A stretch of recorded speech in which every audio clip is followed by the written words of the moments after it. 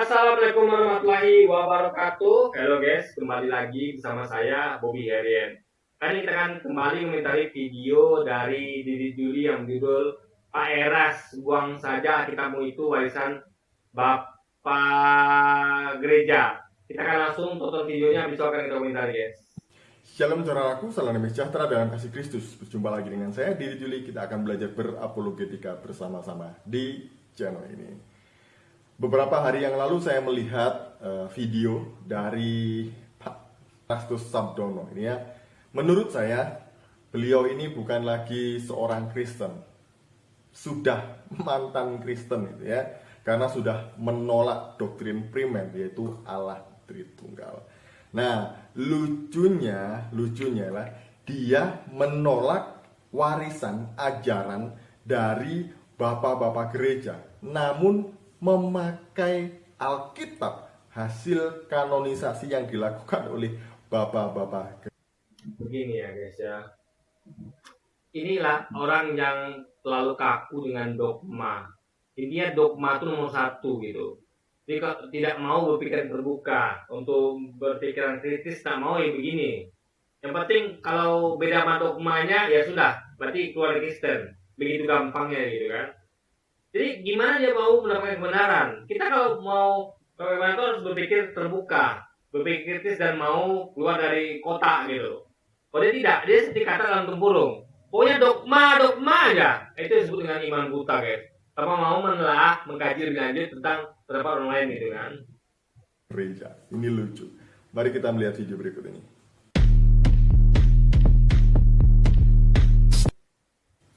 Saya sendiri dulu sebagai seorang Trinitarian meyakini demikian. Asumsi ini, saudaraku, diyakini selama berabad-abad dan dipandang sudah menjadi standar kebenaran mutlak. Bapak Pendeta Erasmus ini ya, itu menyadari bahwa sebenarnya ada beda pendapat antara Yesus dengan kaum. Jadi gini guys, sebenarnya pendapat ini sudah ada dari dulu. Itu kan ada sisi pendapat antara kaum Unitarian dengan Trinitarian. Kaum Unitarian itu diwakili oleh Aris dan kawan-kawan yang merupakan itu adalah dekat dengan zaman Yesus, yaitu umat Nasrani. Umat Nasrani awal itu tidak meyakini Trinitas, mereka itu masih menganut Unitarian. Nah, kaum Trinitarian ini, Trinitas ini muncul belakangan gitu. Muncul belakangan, awalnya nggak ada itu. Semuanya mengakui Yesus Nabi, utusan, titik. Jadi awal itu adalah kaum Unitarian yang mengakui Yesus itu hanya utusan Tuhan, Nabi. Baru kemudian belakangan muncul kaum Trinitarian. Nah, mereka ini yang disebut Kristen kemudian hari di Antioquia, guys. Yang diyakini sesuai dengan Alkitab atau diklaim sesuai dengan Alkitab. Banyak orang Kristen mengikuti saja apa yang sudah diyakini oleh pendahulu-pendahulu tanpa usaha memahami dengan lebih mendalam dan teliti. Betul. Karena terpaku sama dogma. Seperti kata dalam tempurung, nggak mau pikiran terbuka, nggak mau pikiran kritis, nggak mau pikir di luar kotak. Itulah. Bapak katakan ini betul guys, betul sekali. Kita harus teliti dan harus kritis dan cerdas dalam tidak begitu saja memebek kepada apa kata-kata dogma guys. Jadi pandangan bahwa kata kita itu menunjuk kepada Allah Bapa, Allah Anak, dan Allah Roh Kudus sudah dianggap sakral, dianggap suci, tidak boleh dikutak-kutik atau ditinjau, sebab sudah dipandang sebagai kebenaran mutlak dan final. Biasanya pandangan seperti ini dikategorikan sebagai doktrin fundamental gereja. Nah itu, jadi sudah kaku, jadi nggak boleh ada tuh berpikiran lain, itu masalah guys. Kita tuh harus berpikir kritis, terbuka, dan luar kotak dalam itu. Kalau Anda berhasil lompat itu, dan Anda meyakini itu berarti keinginan Anda tidak buta lagi. Karena Anda sudah menelitinya dan sudah teliti. Tapi kalau Anda begitu saja menerima, kalau mau berpikir secara kritis, itu artinya Anda gagal dalam beriman guys. Berarti Anda beriman secara buta gitu kan. Yang tidak boleh diganggu gugat. Ini sama seperti berimannya kata dalam tempurung gitu.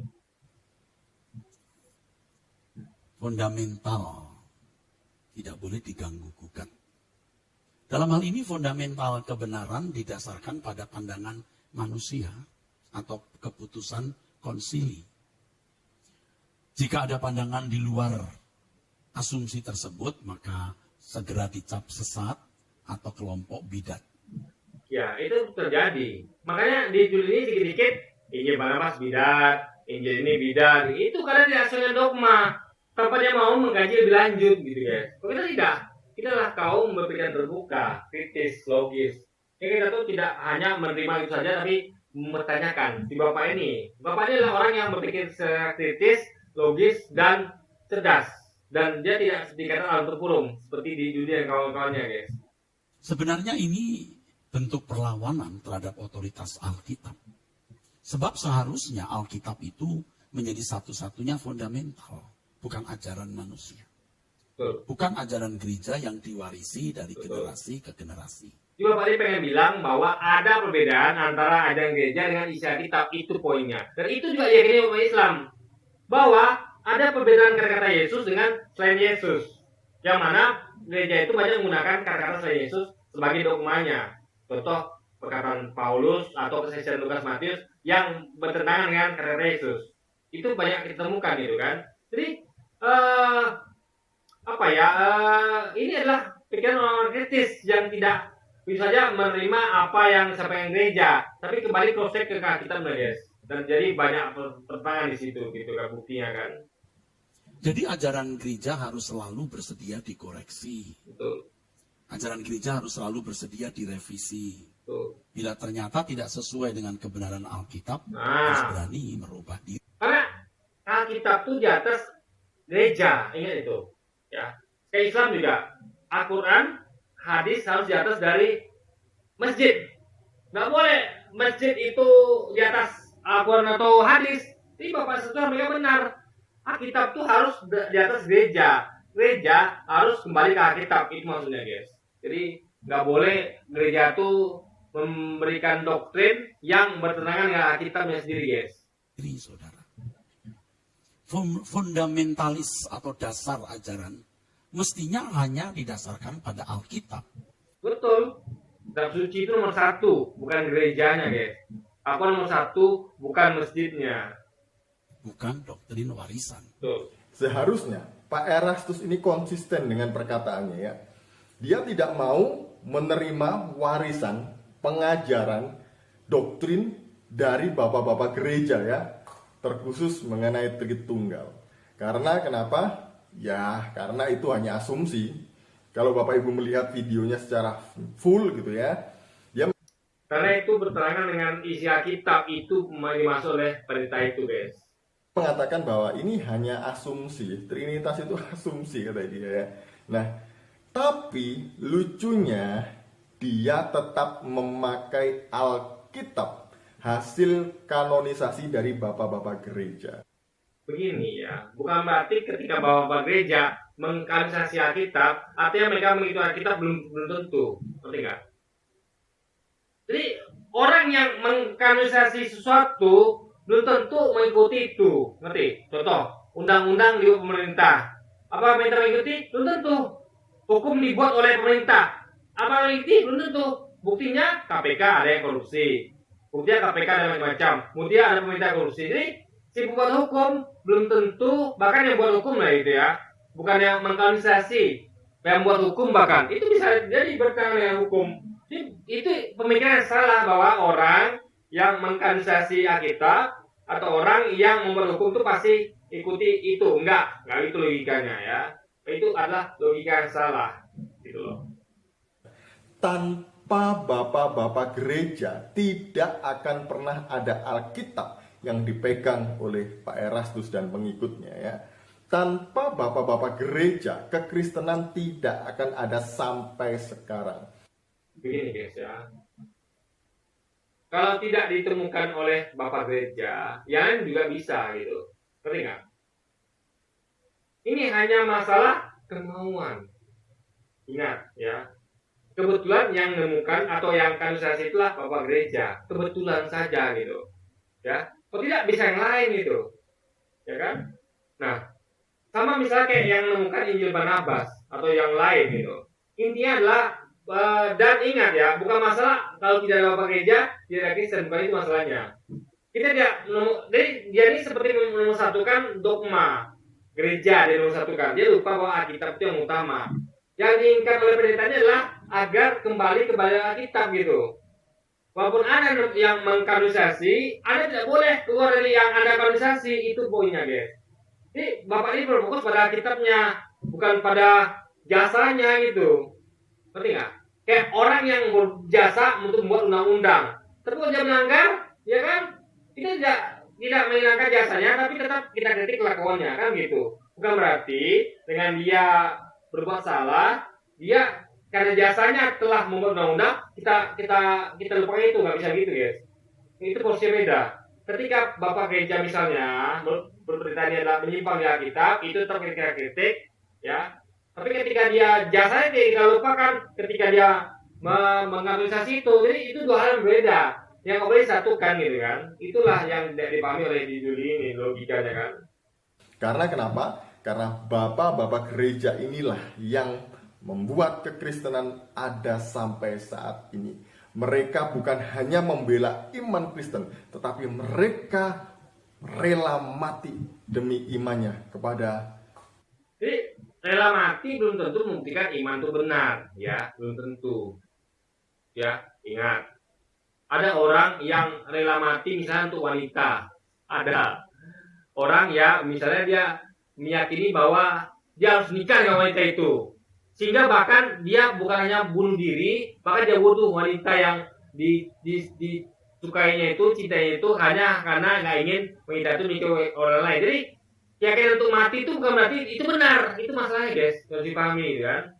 Orang yang berani merokok, dia berani mati gitu. Nggak peduli dia, nggak penting merokok gitu kan, penting minuman keras, mau itu oplosan mau tidak, dia berani melakukannya. Walaupun dia tahu terus dia mati. Bukan dia bukan mati kalau dia berani mati itu berarti benar. Itu sekali ya logika yang salah. Jadi di Juli itu terperangkap oleh banyak logika yang salah. Kalau berani mati berarti benar.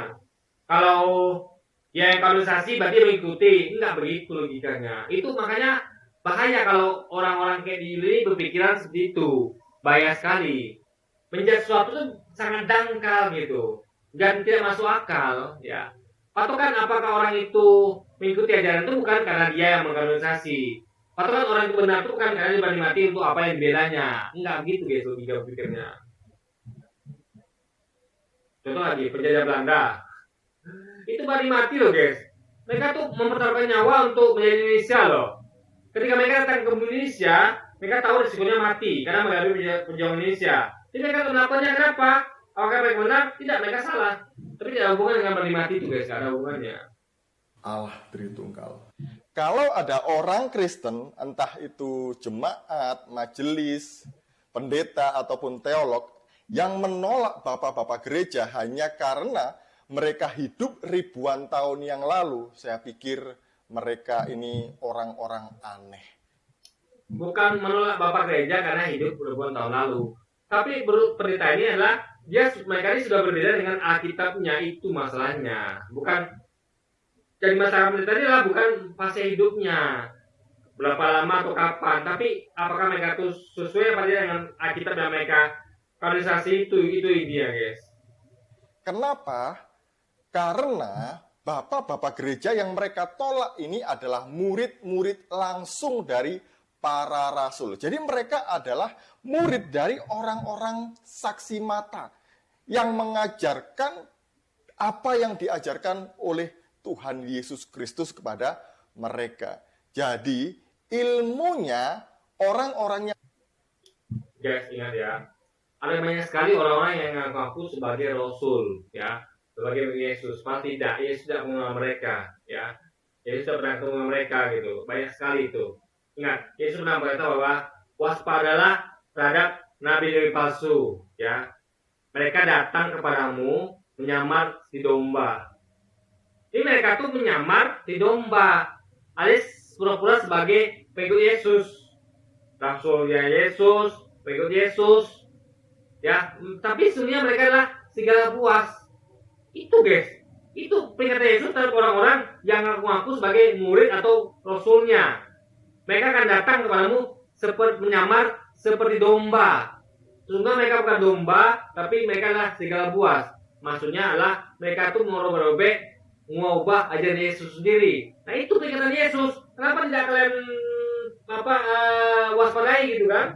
Makanya jangan kamu percaya dengan orang-orang yang mengaku pengikut Yesus, jangan. Atau murid Yesus atau pengikutnya atau domba, jangan.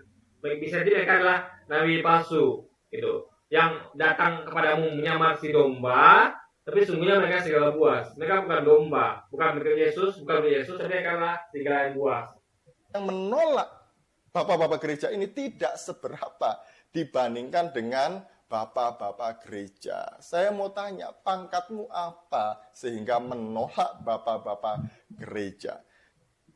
Pangkat kita adalah kita pengikut Yesus sejati. Kita melihat Yesus bilang waspadalah terhadap nabi palsu, ya, yang datang kepadamu yang masih domba. Jadi ketika kita mengikuti kata Yesus, pangkat kita lebih tinggi pada mereka.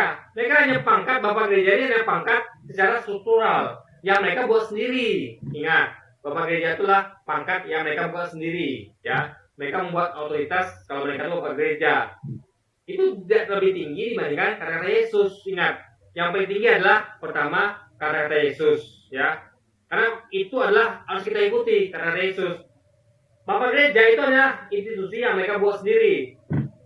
Mereka itu di bawah kata-kata Yesus.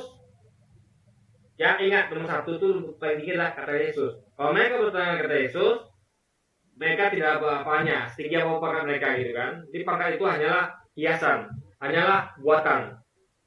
Yesus ngomong tidak buatan, tidak buatan manusia. Memang betul-betul dia menyampaikan firman Tuhan, guys. Nah, bapak-bapak gereja ini mereka tidak hanya mengajarkan doktrin, tapi mereka juga menghidupinya, bahkan rela mati olehnya. Contoh ini ya, Clement. Jadi di dalam buku ini lagi patokannya bukan apakah mengajari atau menghidupinya atau rela mati, dirinya bukan begitu guys ya.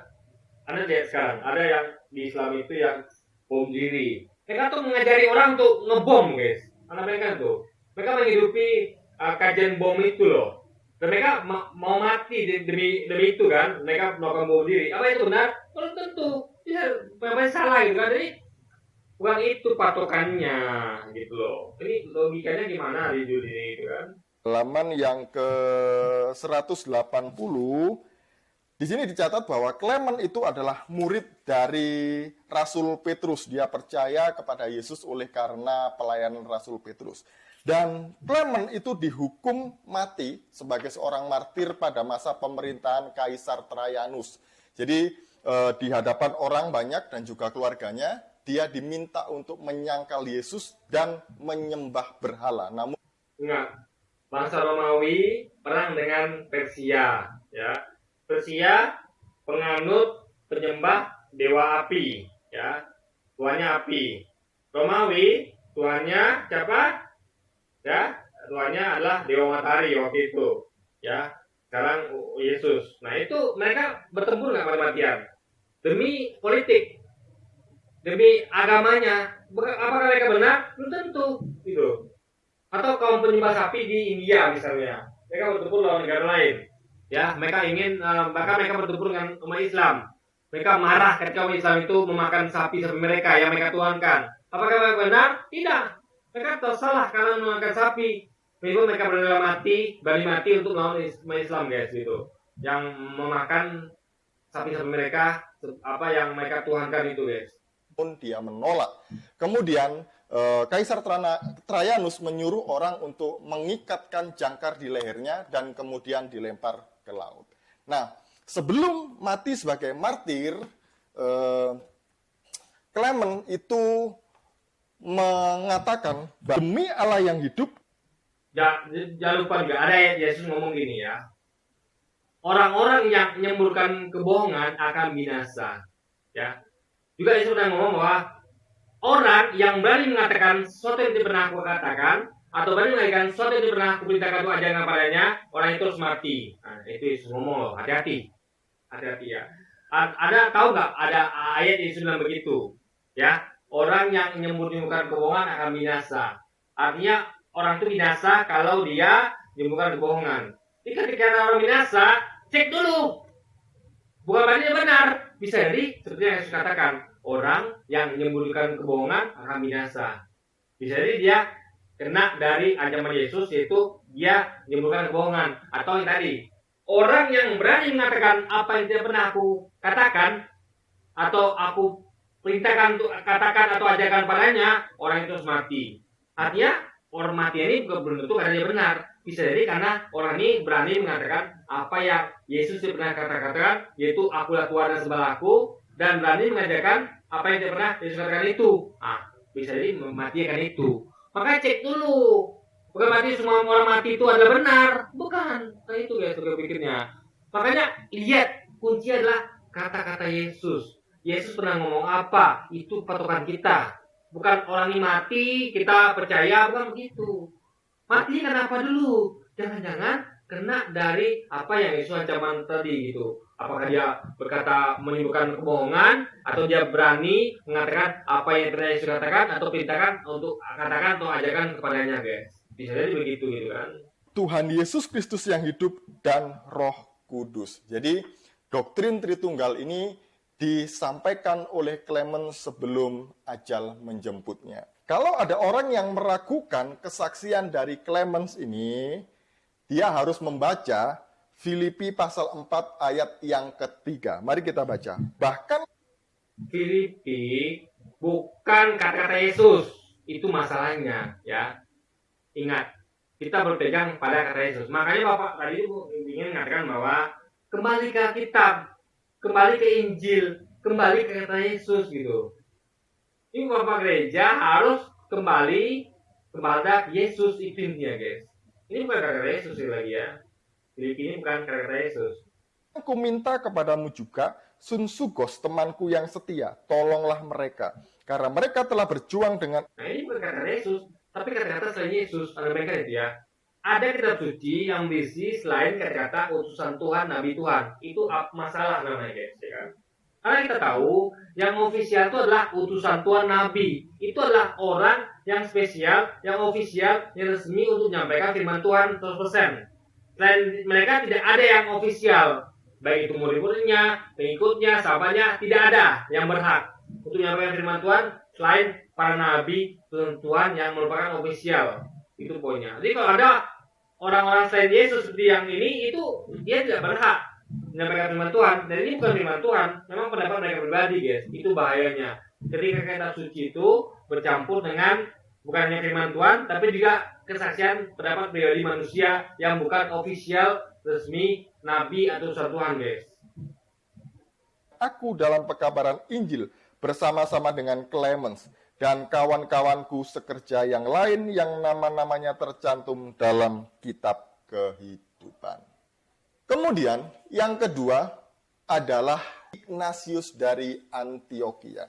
Nah, Ignatius dari Antioquia itu saya punya buku yang mencatat mengenai dia di The Apostolic Fathers, buku yang ini ya.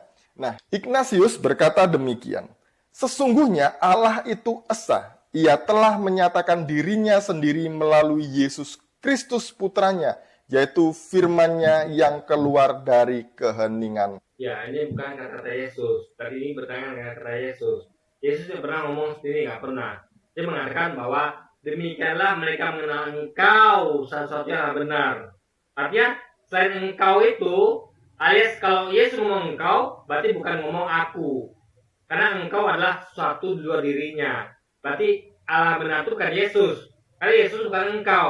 Yesus itu posisinya sebagai aku. Dan mengenai Yesus yang telah engkau utus. Yesus itu, yaitu aku itu, yang ngomong itu adalah utusan engkau. Jadi ada aku, Yesus, ada engkau. Dua oknum berbeda. Yang satu Allah yang benar, yang satu lagi cuma utusan guys. Maka Yesus dikatakan mengatakan bahwa Tuhan Allah kita. Ya. Jadi Tuhan Allah kita maksudnya Yesus punya Tuhan yang Allah yang sama dengan kita. Maka dia memakai kata-kata kita, bukan Tuhan Allahmu. Yesus mengakui bahwa dia punya Tuhan yang sama dengan kita, yaitu Allah. Dan Tuhan itu adalah engkau, bukan dirinya, guys. Ini bertentangan dengan kata Yesus itu gitu loh. Jadi Anda tinggal pilih sekarang.